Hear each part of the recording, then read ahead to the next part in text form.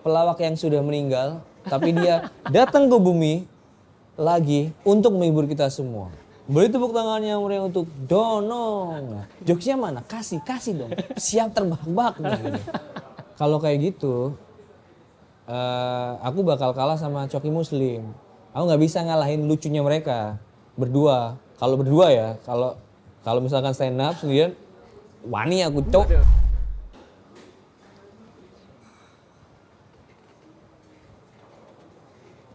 Mas Dono Pradana. Halo Mas. Sehat Mas? Sehat Mas, alhamdulillah. Selamat datang di Good Talk.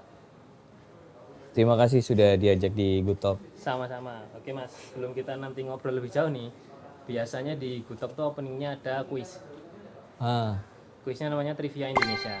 Jadi nanti aku ngasih pertanyaan pilihan ganda tentang Indonesia. Kalau dulu SMA-nya IPA atau PS? Aku ST. Paling nggak pernah baca Repul? Pernah. Repal ya, disitulah nanti pertanyaan. Nanti aku ngasih pertanyaan pilihan ganda, sampean jawab. Nanti 5 pertanyaan, setiap jawaban kita log, terus nanti kita review. Kita lihat seberapa Indonesianya nih Mas Dono. Walaupun nanti pertanyaannya paling ya. Sumpah iki aku pasti goblok sih aku. Tapi nggak apa, akan saya coba. Oke, kita mulai. Yang pertama, ini benar atau salah? Surabaya lebih luas dari kota Palangkaraya. Salah. Berikutnya, kota dengan suhu tertinggi. Suhu tertinggi Mas Teh, bukan tertinggi ya, suhu terdingin. Terdingin. Yang ada di Indonesia. Kota dengan suhu terdingin di Indonesia. A. Kota Mulia, B. Sukabumi, atau C. Mobago. Apa ini mau? Mobago. Mobago. Iya. Waduh. Pernah dengar kata kota Mobago nggak? Maaf ya buat warga Mobago. Ternyata itu kota, tak pikir cuma bunyi-bunyian apa ya. Mobago. Biasanya semakin angel itu jawabannya. Mobago. Kita coba. Oke. Berikutnya, di manakah titik tengah Pulau Jawa secara geografis? Ini nyebut kota atau kabupatennya pilihan. Bentar. A. Wonosobo. Pernah ke Wonosobo? Belum pernah. B. Ambarawa. Atau C. Cilacap. Aduh. Padahal aku jangan jawab Solo loh. Angelir ya, apa tadi bilang? Wonosobo, Ambarawa, atau Cilacap? Maafkan aku. Oke, nggak apa-apa.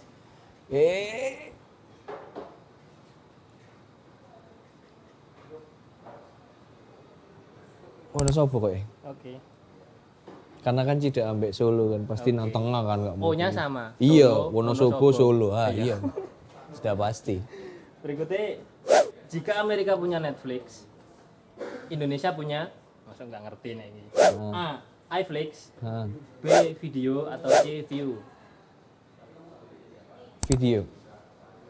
Terakhir nih, soal film. Kemarin kan habis kawan 5 kan. Film pertama yang diproduksi di Indonesia. Aduh. A. Lutung Kasarung, B. Nyai Dasima, atau C. Si Conat. Si Conat film apa Mas? Conat. Si Conat. Ada judul film. Si Conat dari Gua Hantu apa?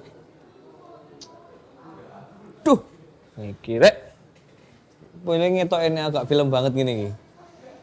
Bismillahirrahmanirrahim. Lutung Kasarung. Oke. Udah 5 pertanyaan. Kita review ya Mas. Iya. Benar atau salah? Surabaya adalah kota dengan Surabaya lebih luas dari kota Palangkaraya. Tadi jawabannya salah ya Mas? Salah. Itu benar malahan berarti. Surabaya itu hanya 374,8 km persegi luasnya. Sedangkan Palangkaraya itu 2.853 km persegi. Iya. Palangkaraya itu kota terbesar di Indonesia. Palangkaraya kan anak kabupaten itu.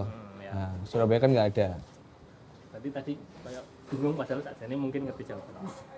Kota dengan suhu terdingin di Indonesia tadi jawab Mobago. Yang benar Kota Mulia. Kota Mulia. Itu di Papua. Oh. Itu dia tiap hari beberapa musim tertentu tuh bisa nyampe di 5 sampai 9 derajat. Wush, 9 derajat. Memang itu kotanya di 2000-an kilometer MDPL. 2000 ke atas MDPL tuh kotanya di gunung. Ada berapa orang di sana? Kurang tahu Mas. Nanti coba kita cek di BPS ya. Lalu kota Mulia. di manakah titik tengah Pulau Jawa? Wonosobo. Bener Bener. ya. Karena Solo kan sama. Iya. Wonosobo. Soalnya setahu aku emang Solo adalah titik tengah Pulau Jawa. Iya nggak sih? Tapi yang bener Wonosobo. Tapi Wonosobo. Iya. Ya, ternyata Padahal itu. Wonosobo itu kan di barat, Solo kan di timur. Oh, iya. Terima kasih Benar, infonya. tapi benar. Tengah itu Wonosobo secara geografikal di Jawa. Titik tengahnya.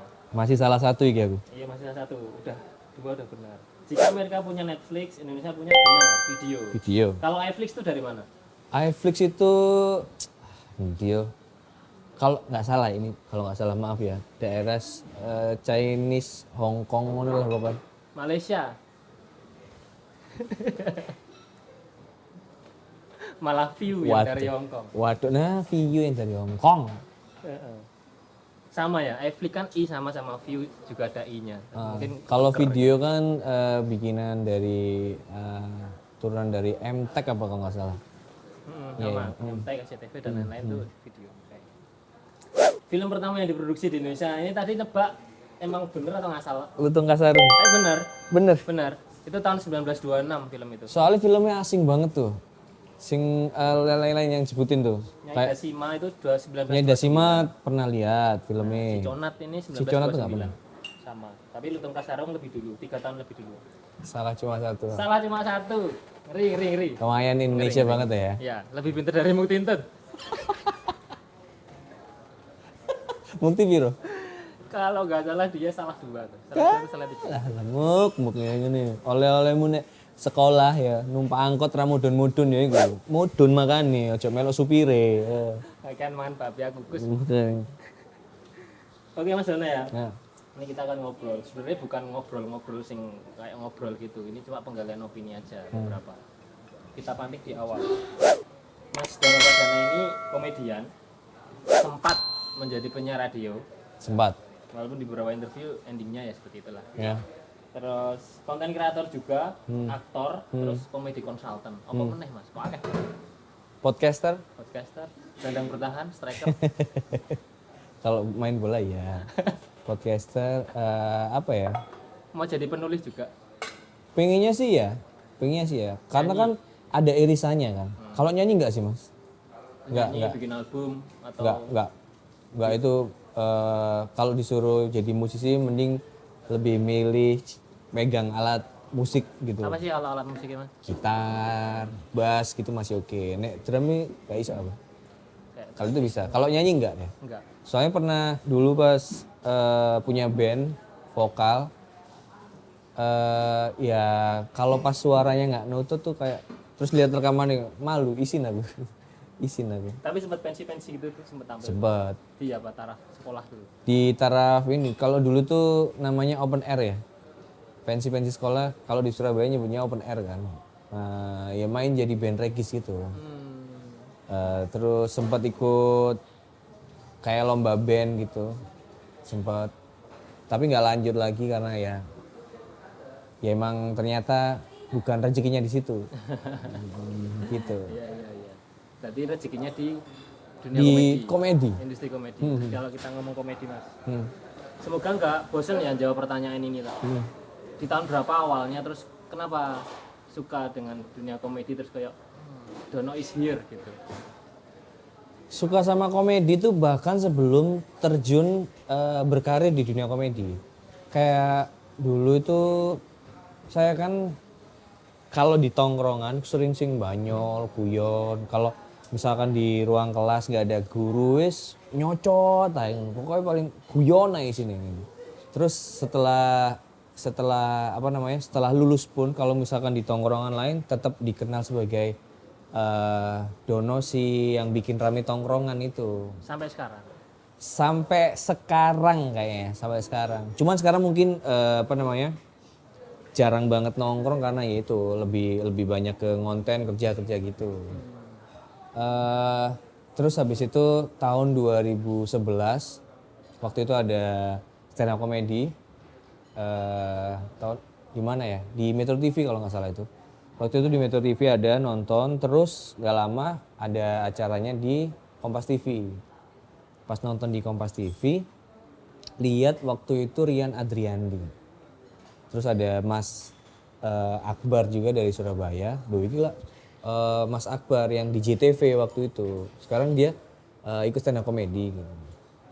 Nah dari situ ngerasa, aku iso deh gitu. Aku iso deh. Karena kan Rian Adriandi kan dia anak Jakarta, masih muda, terus dia stand up dan lucu. Nah waktu itu ngelihatnya kayak karena di tongkrongan seorang Dono ini adalah orang yang sangat ngocol sekali, lucu sekali, ngerasanya bisa. Akhirnya nyoba iseng. Audisi? Belum audisi, belum. ikut nyobain open mic. Oh. Nyobain open mic, terus nyari-nyari di Twitter. Waktu itu mention stand up Metro TV. Di Twitter waktu itu, nanya, Min, di Surabaya ada nggak komunitas stand up comedy? Di-mention lah ke stand up UNER waktu itu. Stand up UNER, nanya ke stand up UNER, Min, kalau mau belajar stand up comedy di mana? Sama stand up UNER, di-mention di akun stand up Indo Surabaya. Udah ada waktu? Udah ada waktu itu tahun 2011. Waktu itu Oktober kalau nggak salah. Oktober. Terus sama stand up Indo Surabaya, sama akunnya diinfoin kalau ini ada sharing ilmu, Sharing ilmu itu tempat belajar stand up. Waktu komik-komik ngumpul ini belajar stand up bareng gitu. Akhirnya datanglah ke sharing ilmu itu, terus ketemu sama teman-teman komunitas stand up comedy Surabaya waktu itu. Pas ketemu lihat mereka tuh nggak ada muka-muka pelawak sama sekali nggak ada. Muka-mukanya tuh muka-muka orang anak-anak kuliahan, terus orang-orang kantoran, nggak ada muka pelawak yang saya tuh ngebayangin kayak mukanya muka pelawak ya apa sih mas? Kayak sing brengose menceng lah apa, rambutnya kuncung tak apa, sama sekali nggak ada. Terus di situ baru sadar ternyata oh ini beda, genre komedinya beda nih. Terus pas belajar juga banyak banget ada premis, setup, punchline, semua pokoknya bahasa Inggris kabeh. Sing aku tuh nggak mudeng. Opo iki, cuk? Kenapa seribet ini yang ternyata ada ilmu lain selain berkomedi itu, selain ngelucu. Ilmunya yang ada di stand up itu adalah ilmu lainnya adalah public speaking. Gitu. Akhirnya minggu depannya nyobain open mic. Waktu itu open mic di Surabaya masih ada sekitar 7 kali. Waktu itu saya open mic ke-8, open mic malam ke-8.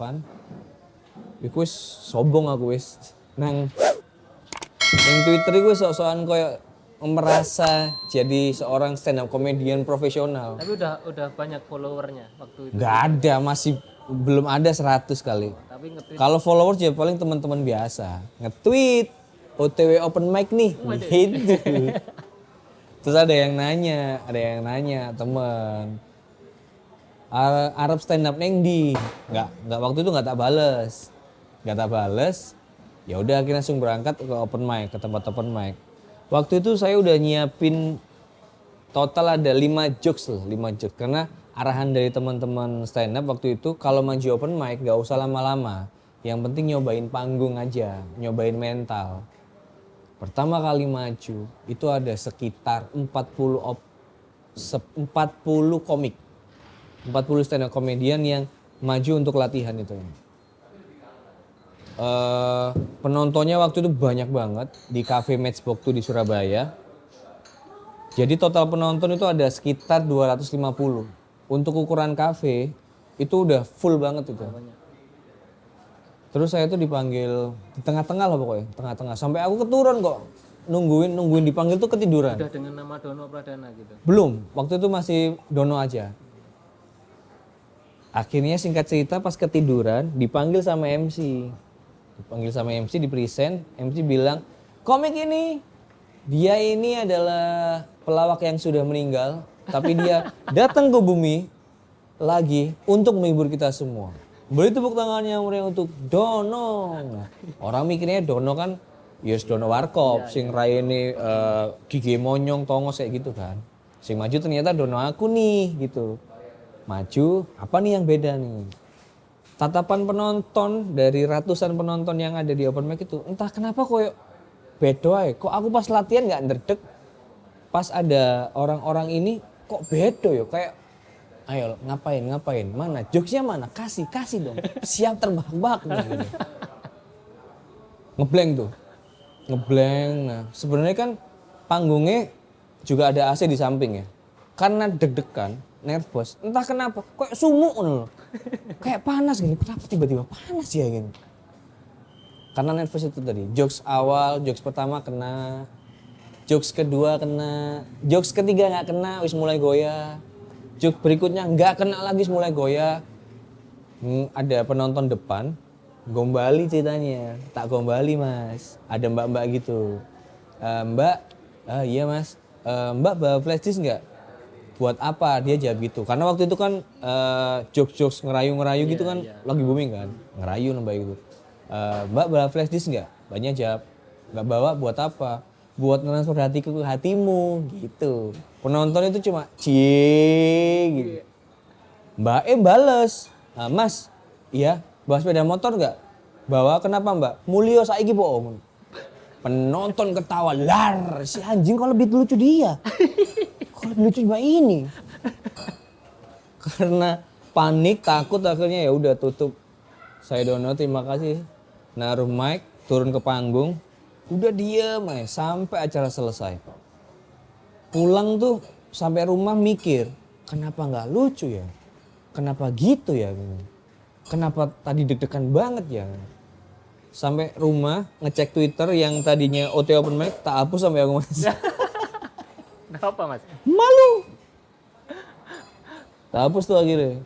Nah akhirnya setelah itu dari Oktober 2011 sampai akhirnya ngerasain bener-bener pecah di tahun 2012-an, 2012 akhir bahkan.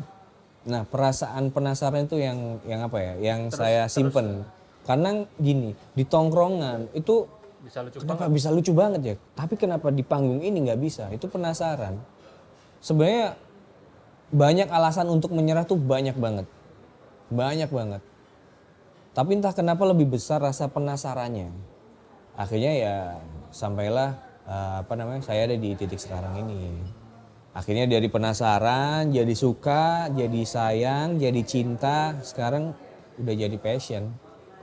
Karena udah ngerasa kayaknya ini bisa jadi sebuah karir dan bisa dapat rezeki di sini deh gitu. Dan ternyata sejauh ini terbukti. Dan sejauh ini terbukti ya, tapi kan kalau misalkan waktu itu saya nyerah, kayaknya ya nggak bakal ada di posisi sekarang. Jadi tahun 2011 berarti ya. 2011 2014 berarti sekitar 13 tahun. Ya, lumayan lama ya. Itu ukuran kalau anak itu Hitungannya, SMP mas. hitungannya saya tuh di generasi awal di stand up. Oh, Generasi awal. first waves ya. Yeah. Bareng juga sama ya hampir sama lah kayak founder stand up Indo. Cuman beda di nasib aja. Tapi ini saya kayak ya. Iya. Berarti senpai gitu. Terus soal materi-materi yang dibawakan kan hampir selalu mayoritas menggunakan bahasa Jawa. Apalagi Jawa Timuran yang terkenal dengan tas gitu. Terus sampai ada momen kan terus ternasionalisasi kan. Mas Dono jokesnya tetap dibawa terus. Yeah. Orang tahu walaupun nggak mudeng semua yang dengerin Sukabumi. Dengerin tapi tetap lucu kan sekarang. Tapi dulu pernah ada kayak dipaidu nggak sih sama mama ya, kita nggak nyebut di sini kayak gimana ya, stereotip kebarat-baratan maksudnya di Jakarta gitu. Pernah nggak di awal ada tantangan seperti itu, kok aku bahasa Jawa sih kesini gitu, pernah nggak? Kalau di Surabaya sendiri mas, kalau misalkan masih di wilayah ya, masih di wilayah saya, apa istilahnya, masih di kandang lah. Ini campur-campur. Jadi ada premisnya mungkin nyebutin bahasa Indonesia, tapi pas nge-punchline tuh pakai bahasa Jawa. Karena kalau di lingkungan saya di Surabaya atau Jawa Timur atau Jawa Tengah, kalau misalkan ngomongnya pakai bahasa Jawa itu lebih dekat sama penonton. Lebih relate ya? Iya lebih relate gitu. Kalau misal punchline-nya adalah tak jejek cangkemmu kayak gitu. tak keplak gitu loh, tak keplak. Nah, itu kan beda kalau aku pukul kepala kamu, nah Aku tampar pipimu. aku tampar pipimu, kan nggak enak gitu loh, kayak ya beda aja. Jadi pinter-pinternya si stand up comedian ini ngebawain materinya di lingkungan yang berbeda. Waktu itu sih campur ya, kalau saya main di Jawa Timur sama Jawa Tengah nge-mix bahasa Indonesia sekitar 60%, 40%-nya bahasa Jawa gitu. Kalau sudah di Jakarta, nah itu full bahasa Indonesia. Hampir setiap perform di Jakarta full bahasa Indonesia. Itu sampai sekarang Mas? Sampai sekarang. Mau nggak mau nge-translate. Nah bedanya adalah kalau sekarang justru banyak orang, kalau misalkan main di Jakarta, justru banyak orang yang pengen banget saya perform di Jakarta pakai bahasa Jawa. Walaupun audiensnya campur nih. Audiensnya campur karena mereka merasa kangen lihat situasi kalau misalkan orang Jawa lagi ngelucu gitu loh. Yang dikangenin sama orang-orang perantau ini yaitu guyonan-guyonan wong Jawa. Feels like home. Nah, feels like home itu. Makanya dilema banget. Waktu itu mikirnya gini. Kalau misalkan bahasa Indonesiaan, hampir 70% orang yang datang itu orang Jawa. Dari Jawa semua, dari Jogja, Solo, Jawa Timur, Jawa Tengah, semua itu pengen nonton di show saya. Yang 30% adalah orang yang emang mungkin dia mengidolakan karya saya, terus dia tahu kalau misalkan saya stand up komedian, dia pengen nonton. Gimana sih Dono kalau stand up, kalau di konten lucu nih, kalau stand up gimana? Jadi akhirnya milihnya adalah nge-mix. Jadi sebelum acara tuh udah ngejelasin. Jadi di sini ada sekitar 70% orang Jawa, 30% bukan orang Jawa. Mau saya bawain materi apa? Kalau full Jawa kok ya nggak adil buat 30% ini. Tapi kalau bahasa Indonesia full juga, kok ya 70% orang ini ngerasa pingin banget nih ngerasain feels like home itu. Kalau di barat, di Amerika ada komik namanya Gabriel Iglesias. Dia itu komik Latin, gendut orangnya. Dia perform di arena gitu, di stadion hampir full, sekitar 30.000 orang gitu. Dia bilang ke orang-orang ini, nanti ini performnya bahasanya tak campur ya, tapi pakai bahasa Latinnya yang masih kalian ngerti kok. Kalau nggak ngerti nanti aku translatein loh, kayak gitu. Sama, kalau sekarang kayak gitu, kalau perform di mana gitu, lihat penonton dulu. Kalau dulu full bahasa Indonesia, kalau yang sekarang survei dulu. Ini penontonku orang Jawa atau orang Jakarta aja nih gitu. Jadi kalau misalkan udah tahu data itu, ya udah kita nyiapinnya gimana. Iya. Jadi terus terkait konten Mas, kalau bisa dikatakan nggak tahu bener atau enggak ya, konten yang jadi turning point kan si Bondowani sama Mendoan tuh. Itu tuh awal ideasinya bisa muncul dua konten ini tuh kayak gimana dulu? Bondowani dulu yang kayak, meledak banget kan Mas? Ya. Bondowani itu konten yang menurut saya unik ya. Itu langsung pertama dari kepala Mas Dono itu? Muncul di saat konten kreator di YouTube itu kontennya gitu-gitu aja. Sama nggak ada konten di YouTube yang nggak seragam, hampir semua seragam. Ngeprank pada waktu itu, terus ngevlog, terus gitu collab, review kayak gitu-gitu, hampir semua kayak gitu. Terus react, hampir semua kayak gitu. Di studio nggak pernah outdoor gitu. Waktu itu Bondowani masuk dengan konsep yang beda, yang nggak pernah ada sebelumnya, menawarkan ya. Gitu ya. Di Surabaya sendiri juga apa namanya? Waktu itu banyak konten kreator tapi mereka terlalu Jakarta sentris. Iya. Mereka ngomong lu gue tapi medok. Nggak masalah, sebenarnya nggak salah ya, nggak salah. Walaupun orang Jawa ngomong lu gue nggak masalah. Cuman kalau medok tuh rasanya kayak gimana gitu loh. Maksudnya kurang tepat. Kayak makan rawon tapi dikasih kecap itu gimana sih? Ini Kan orang Jawa ngono ya ngono, ning aja ngono. ya kayak gitu loh. Nah kayak gitu. Waktu itu kenapa bikin konten itu adalah terinspirasinya dari tahun 2015 TV One itu punya program TV gitu, judulnya kalau nggak salah Rupa-Rupa Indonesia, bahas tentang stand up comedy. Nah entah kenapa TV One ini memilih saya untuk jadi narsumnya yang disorot. Saya bilang ke TV One, stand up comedian di Indonesia kan banyak, kenapa harus saya?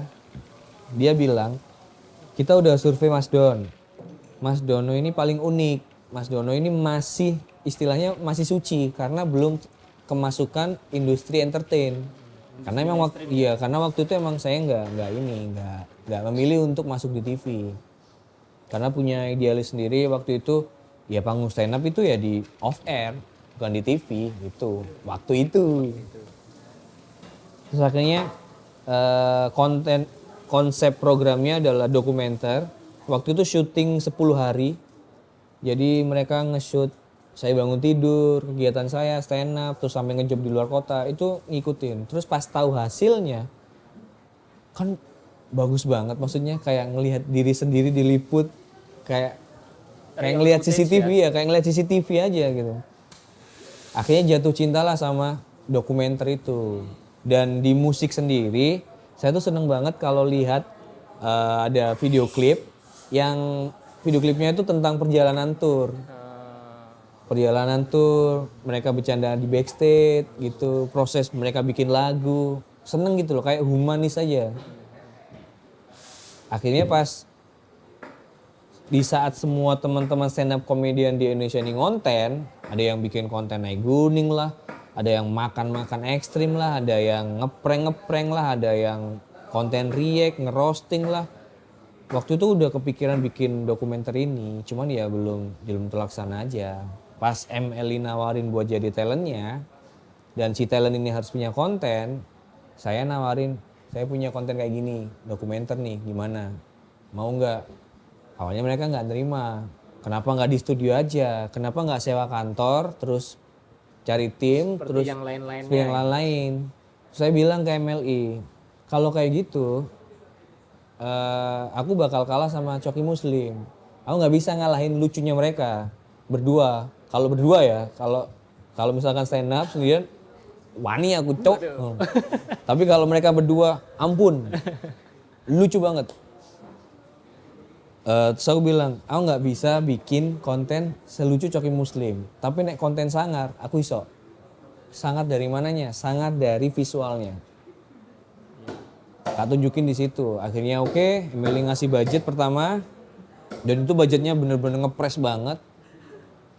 Mau nggak mau akhirnya bikin konten itu, akhirnya episode 1 tayang, ya sudah tayang, respon orang-orang waktu itu nggak ada sama sekali yang nyerang sama sekali nggak ada, malah mereka seneng karena ada pembeda. Yang ini konten iku kayak gitu-gitu, yang ini kayak konten itu pokoknya mereka dapat suguhan yang baru dari MLI, ya mereka welcome banget. Nah itu akhirnya menjadi sebuah motivasi untuk bikin episode-episode yang lebih sangar lagi visualnya. Itu kalau Bondowani ya. Bondowani itu. Kalau Mendowani ini adalah lebih ke alter ego aja sih. Ego seorang penyiar yang nggak dapet jatah ngomong banyak, ego seorang penyiar yang ngelucu itu dibatesin, ego penyiar yang ngerasa kayaknya kita tuh harus sering talk daripada lagu gitu. Mas Tian juga memiliki sama? Sama. Jadi kami berdua waktu itu mikirnya di 2017 ya, gimana kalau kita bikin podcast. Jadi kita siaran oke, tapi kita tetap punya konten nih gitu. Oke, Tian setuju.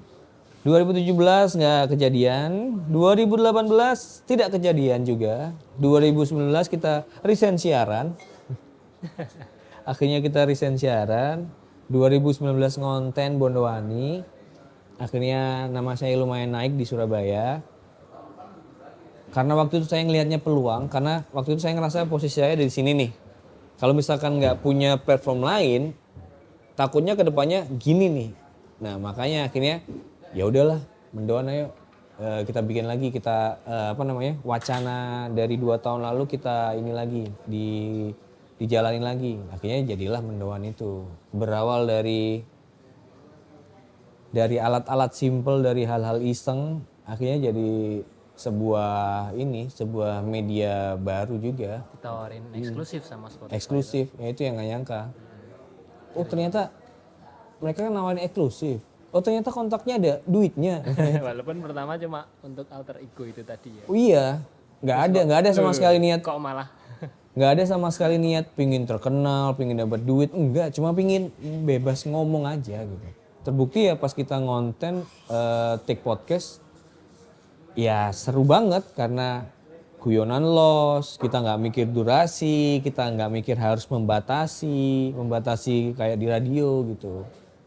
terus dengan sekarang yang besar nih dan ternyata bisa menghasilkan secara materi, visi misi awal tuh banyak yang tergerus atau tetap ya kita permisif aja dengan kondisi sekarang, kira iso matan apa raw kayak dulu tapi ada batasan sesuai dengan mungkin ada kontra atau apa. Karena waktu itu kan mendoan tuh pertama kali bikin itu di bulan November tahun 2019. Tapi intronya sama terus sampai sekarang. Iya, karena menurut saya ikonik banget itu. Pas diganti nggak bisa. Tapi sempat coba diganti. Kan Tian musisi tuh. Tian musisi. Teman musisinya banyak. Kita tuh sempat record bikin intro gitu. Kita bikin bumper intro gitu. Kok feel-nya beda ya gitu. Mending ayam berkokok. Iya, kok feel-nya beda ya gitu. Dulu tuh kan masih pakai handphone, Mas. Ngerekamnya pakai handphone. Bener-bener pakai handphone saya. Itu kan kayak pertama tuh kalau nggak salah di kafe ya. Di kafe, ya di kafe kayak gini nih. Di kafe. Berarti cuma HP ya, kita terus ngobrol. ini meja. Ini aku. Pian tuh seberang sini. HP ditaruh sini, kita ngomong tuh sampai gini. Ngomongnya sembarangan. Ngomong ya. Gitu. Terus habis dipindah di laptop Tian, ngedit bareng, terus akhirnya di-upload. Kalau yang apa namanya covernya atau desain artnya ada teman desainer. Tapi sampai sekarang menjadi ikonik. Nah itu entah kenapa waktu itu nggak kepikiran buat foto bareng berdua gitu terus jadiin poster di Buat dengan efek ya kartun gitu. ya gitu nggak ada kepikiran kayak gitu. Entah kenapa waktu itu yang saya pikir adalah kayak logo Kongguan itu berdua terus lagi ngobrol lagi bercanda-bercanda lagi ngerokok terus lagi podcastan ya itu. Kepikirannya itu. Nah, seiring berjalannya konten-konten itu ternyata ada iklan masuk. Loh, kok ada iklan masuk? Waktu itu ya udah free, nggak usah ini. Nanya, si brand ini nanya, Mas, kalau misalkan iklan di Mendoan berapa ya? Loh. Kok jadi ya? Kok kenapa ngiklan? Ya udah free aja gitu, free. Terus nggak lama setelah ada video, Keberapa itu? ya setelah video iklan pertama itu tayang, nggak lama ada lagi yang telepon, Mas, kalau mau ngiklan kayak brand yang itu berapa ya? Lu, ada. Ya udah segini Mbak. Oh segitu ya, oke Mas. Segininya tuh ngasal nggak awalnya? Waktu itu ngasal. Segini Mbak, oh gitu ya, oke Mas gitu. Transfernya di mana? Loh kok nggak ditawar? Terus tiba-tiba besoknya lagi ditelepon. Ini ada yang kaget nih. Jadi ada brand apa namanya ojek online itu telepon. Halo kami dari ini. Kalau misalkan rate-nya Mendoan berapa? Lu. Kok ini kok udah corporate? Padahal belum bikin rate. Belum bikin rate. Coba lempar ke sini. Lu kok mau? Terus makin lama makin banyak brand-brand corporate yang ngehubungin dan waktu itu kebantu dengan pandemi di mana waktu itu semua orang di rumah, semua orang mencari hiburan, semua orang punya pilihan untuk mencari hiburan. Mereka nonton hiburan di YouTube, di Instagram, terus di Spotify waktu itu. Jadi akhirnya insight-nya makin lama makin naik. Nah pas makin lama makin naik ditelepon sama Spotify. Halo Mas Dono, Mas Tian, bisa nggak kita meeting sama Spotify? Lu. Bahas apa nih? Terus Pas meeting, ya ini kita ada rencana kalau Mendoan mau nggak eksklusif di Spotify. Lu. kok bisa Terus eksklusif. bablas kesisan yuk sombong-sombong kayak tadi. Iya, akhirnya kayak iklan tadi kayak bridging gitu. makanya akhirnya pas lagi terus ada story kontrak dan kontraknya ternyata ada nominalnya dan nominalnya bahkan dibayar dolar, which is waktu itu kami hitung di rupiah, dari dolar ke rupiah. Loh, kok segini? Ini apa-apaan ini? Nah dari situ Mas, kayaknya emang apa yang saya lakukan di komedi yang berawalnya itu emang yes nothing tulus saja, emang buat fun aja, akhirnya bisa jadi rejeki. Nah itu mulai dari situ nggak pernah main-main soal kerjaan, nggak pernah. Apalagi sekarang kan basis masanya atau pendengar, penikmat atau fans lah kan besar banget ya Mas, dari semua kalangan. Itu pernah ngerasa jadi beban nggak? Kok ini harus lucu terus nih, harus gini nih, karena punya beban moral kan. Nah untungnya saya sama Tian tuh punya apa ya, kayak punya bukan visi misi ya, tapi punya konsep yang emang kita bikin ini sesuka kita. Tapi sadar kalau gini kita sudah punya Sadar. masa yang banyak, Sadar jadi banget. spotlight, apapun gerak-gerik kita bakal ditiru sama.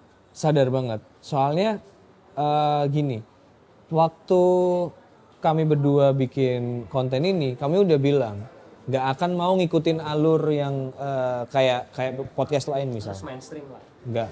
Podcast lain bahas yang lagi happening, kita nggak mau gitu. Kalau misalkan orang lain sampai pendengar nyuruhnya, Mas bahas ini dong, nggak peduli. Makanya kita kasih guyonan kayak misalkan ngeritik kita akan blok. Nah. Akhirnya dari situ kita nggak pernah dapat kritikan sama sekali. Sampai ngono di blog. Iya. Sanding gak kritik. Makanya ini kan sebuah anomali. Biasanya apa ya istilahnya nyebutnya, public figure atau apa, itu kan nurut banget tuh sama fansnya kalau disuruh gini. Nah ini tuh enggak, karena waktu itu aku rasanya kayak muak deh. Kenapa sih harus nurutin orang? Kenapa sih harus sama orang? Kenapa harus seragam? Waktu itu muak di situnya. Walaupun kita itu komersil, tapi tetap harus punya idealis. Nah itu yang saya sama Tian terapin di Mendoan. Tapi aku pernah lihat salah satu interview Mas Dono di sebuah interview juga di YouTube, pernah bilang kalau terlalu idealis itu bisa meresahkan. Ingat pernah bilang gitu. Itu gimana penjabarannya?